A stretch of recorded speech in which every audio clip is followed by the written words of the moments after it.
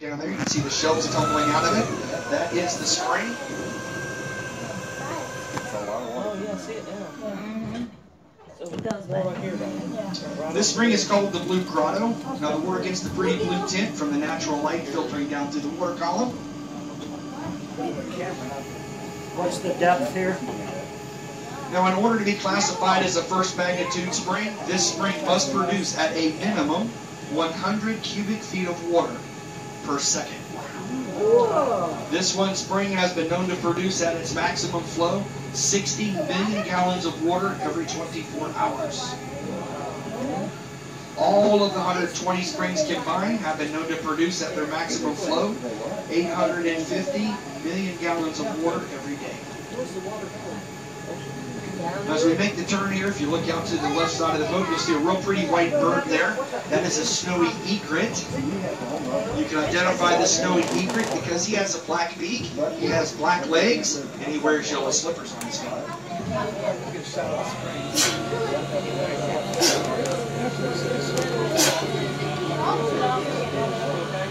Now you're probably wondering where all that water is going.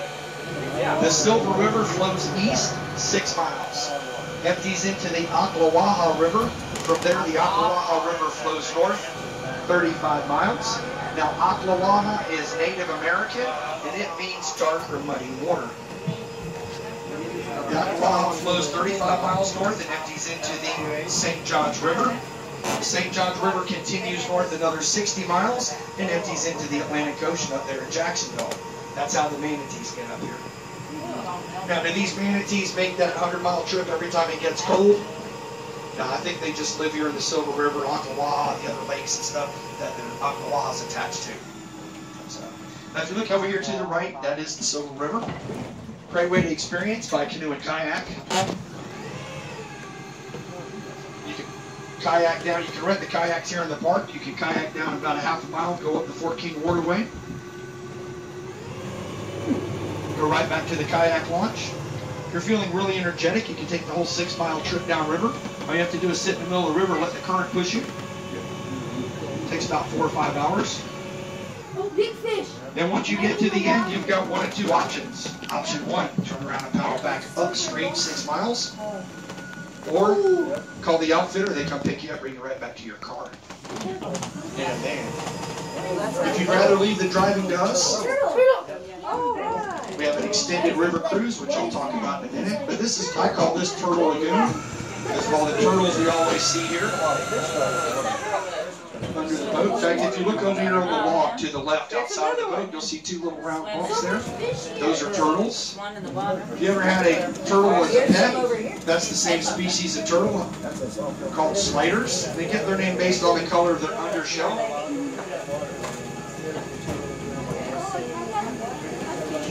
Now, the reason why these guys are hanging out there on the log, and as the sun comes out, more and more will hang out there, it's because they use the sun to bake that shell, it keeps it hard. They also use that shell like a giant solar panel to suck up the sun's warmth.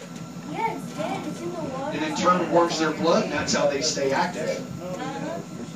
So these guys are recharging here using Mother Nature. So, anybody know what we call a log with turtles recharging on it? It's a shell station. Now this spring in here has had several movies made in it. The original Tarzan movies were filmed, some scenes in here.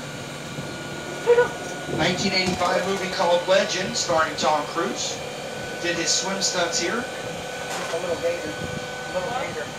What was it? Little gator right there. Oh, gator right here in the water, yeah. Swimming that way. Little guy. He's going to go hang out on that log. I'm going to show you another interesting creature that inhabits these bodies of water from time to time. They are highly intelligent, can be dangerous and unpredictable, so we always keep our distance from them. But they're amazing because they float around on giant colorful platforms. They're currently being surrounded by them. They're called wild kayakers. Always keep your distance from wild kayakers. They have those long appendages that stick out on either side. You get too close, you might get whacked with one. Or if you make a joke about them, they throw them at you. One thing you never do with a wild kayaker is feed them. Or give them adult beverages, because then they just follow you around all day. Now, if you look out to the right up there on the hill, you will see the Twin Oaks Mansion.